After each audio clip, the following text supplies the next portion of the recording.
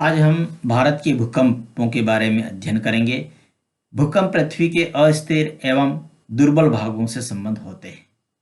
भूगर्भिक संरचना, शैलों में तनाव, संपीड़न, ज्वालामुखी क्रिया आदि अनेक कारणों से भूकंप उत्पन्न होते हैं। जब तक जो भूगर्भ के नीचे की शैलें विपरीत दिशाओं में जाती हैं तो उसमें तनाव होता है, और जब दोनों ओर से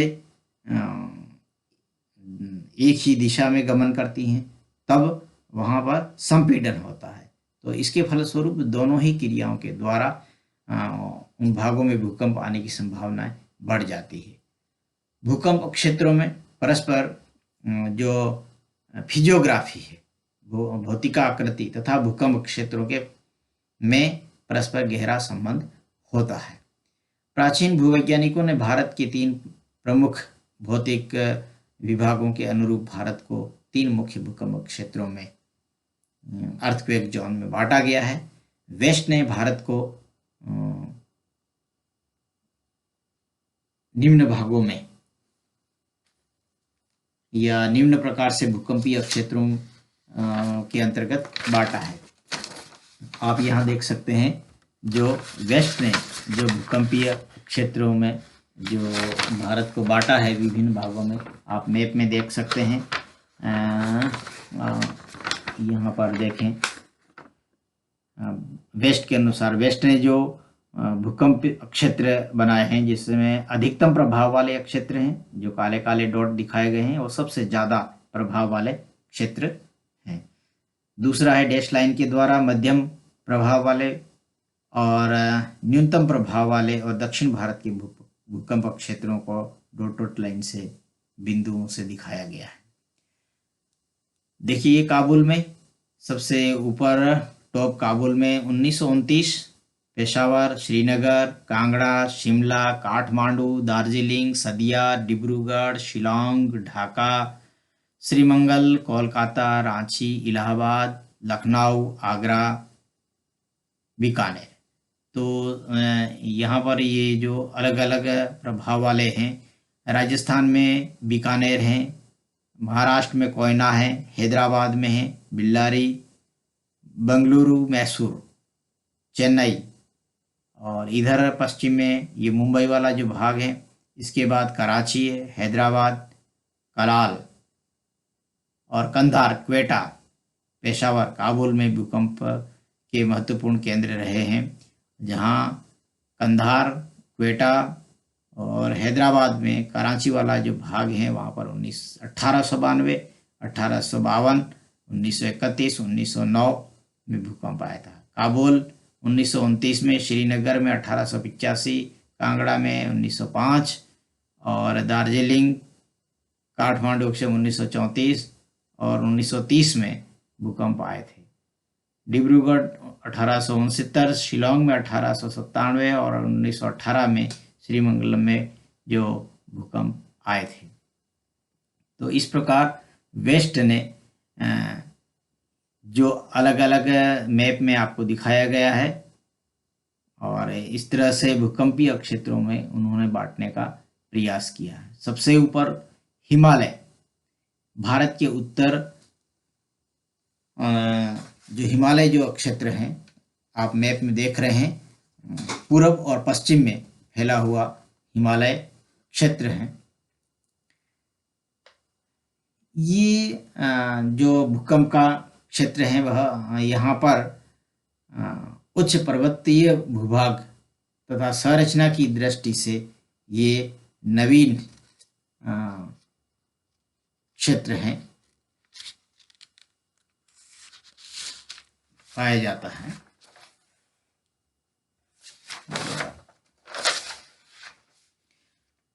पर्वतीय भाग उच्चावच की दृष्टि से सबसे ऊंचा तथा संरचना की दृष्टि से अस्थिर भूभाग है, अर्थात जहां अभी भी उत्थान की प्रक्रिया जारी है।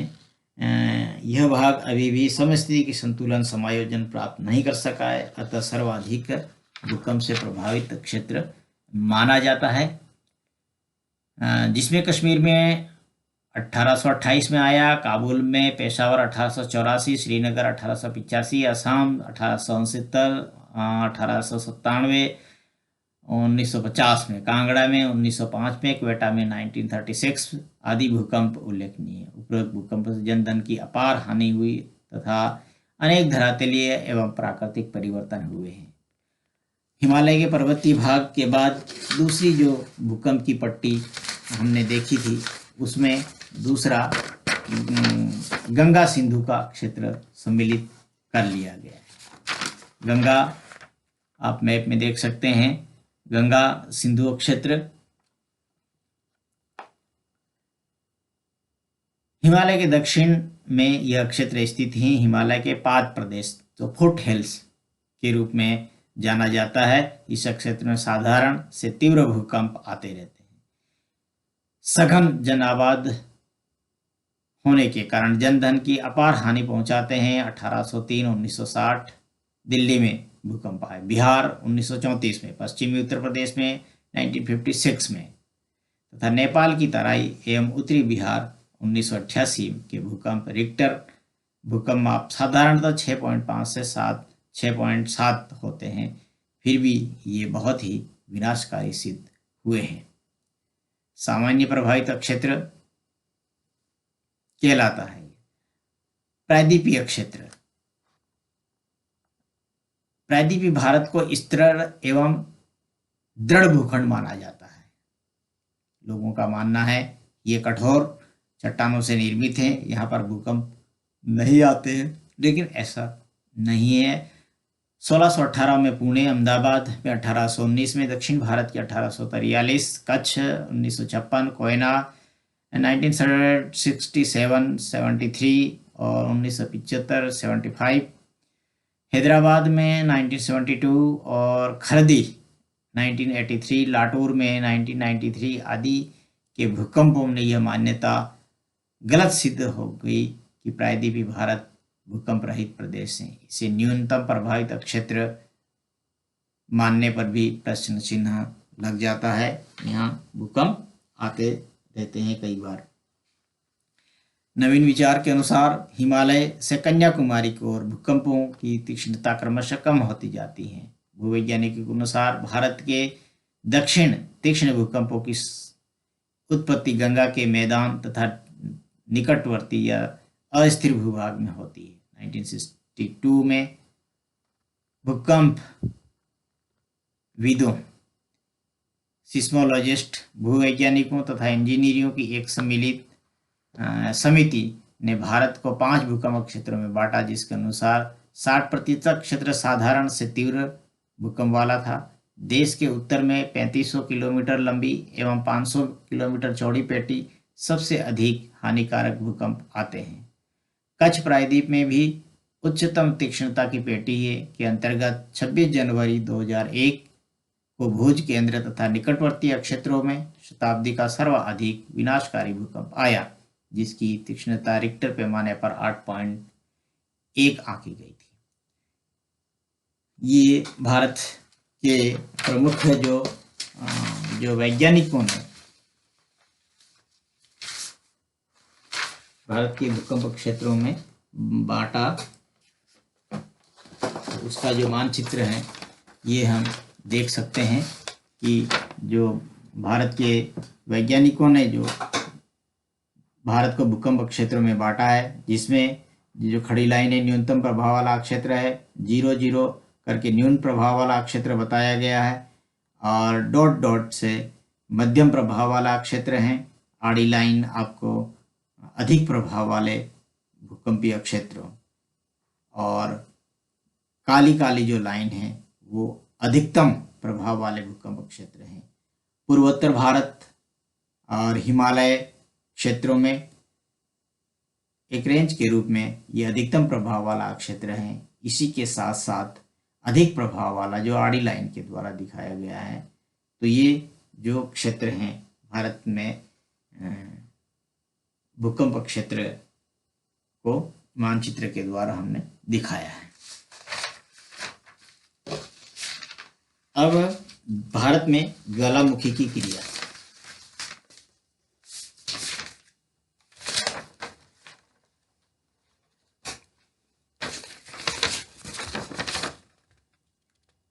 भूवैज्ञानिकों के मत में हिमालय, म्यांमार, बलूचिस्तान टर्शरी युग में काफी बड़े पैमाने पर ज्वालामुखी क्रिया हुई।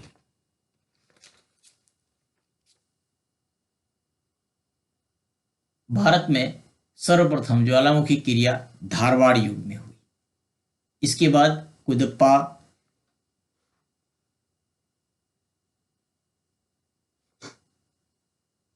इसके बाद विंध्यन और पैलियोजोइक युग में, कार्बोनिफेरस युग में, मेसोजोइक युग के अंत में, टर्शरी युग के आरंभ में व्यापक स्तर पर ज्वालामुखी क्रिया हुई। अर्थात भारत में भिन्न भिन्न युगों में यहाँ पर ज्वालामुखी का उद्गार विस्तार होता रहा है। वर्तमान युग में भारत में सक्रिय ज्वालामुखियों का प्राय अभाव ही है। भारत के अंतिम बार ज्वालामुखी उद्गार मुख्य स्थल से दूर बंगाल की खाड़ी में स्थित बेरन द्वीप में 1803 में हुआ था। इसके पूर्व यहाँ 1787 से 1795 में उद्गार हुए थे। इस द्वीप पर स्थित गंधकीय ज्वालामुखी से निर्मित शंकु समुद्र तल से 310 मीटर की ऊंचाई पर 7 वर्ग किलोमीटर में स्थित है। छिब्बर के अनुसार भारत में निम्नलिखित जो ज्वालामुखी क्षेत्र हैं, जिसमें बिहार में डालमा श्रेणी, धारवाड़ युग में ज्वालामुखी की क्रिया हुई। धारवाड़ का अर्थ है आज से 4000 मिलियन वर्ष पूर्व, जिसमें धारवाड़ युग में लॉरेंशियन, अल्गोनियन और चर्नियन भू हलचलें हुई थी। अर्थ मूवमेंट हुआ था इस युग में, और इन्हीं हलचलों के कारण जब अर्थ मूवमेंट होता है तो पृथ्वी के कमजोर भागों में यदा कदा ज्वालामुखी का विस्फोट हो जाता है। दूसरा है कुदप्पा बीजापुर ग्वालियर क्षेत्र है। यहाँ कुदप्पा युग में ज्वालामुखी के उद्गार हुए हैं। इसके बाद मालाने, जोधपुर के किराना पहाड़ियों में पंजाब का क्षेत्र है। विंध्यन युग में ज्वालामुखी की क्रिया हुई है। कुमायूं हिमालय, सतलज घाटी, पीर पंजाल श्रेणी में पैलियोजोइक युग में ज्वालामुखी का उद्गार हुआ। पैलियोजोइक आज से 600 से 230 मिलियन वर्ष ईस्वी पूर्व मिलियन पूर्व तक ये पैलियोजोइक युग रहा है। और उसके अंतर्गत भारत में अगर हम देखें, ज्वालामुखी का विस्तार कुमायूं, सतलज घाटी, पीर पंजाल में हुआ है। राजमहल पहाड़ियां तथा आमेर श्रेणी, आमेर अरुणाचल प्रदेश में आमेर श्रेणी पाई जाती हैं। राजमहल की पहाड़ियां मेसोजोइक युग में, जो आज से 230 से 70 मिलियन वर्ष पूर्व रहा था, तो इसमें ज्वालामुखी के उद्गार हुए थे। दक्षिण के पठार पर मेसोजोइक के अंत में टर्शरी आरंभ हुए एवं विस्तृत लावा प्रवाह हुआ, 65 से 2 मिलियन वर्ष पूर्व। इस तरह से भारत में ज्वालामुखी क्रिया का विस्तार हुआ। अब हम भारत के जो प्रमुख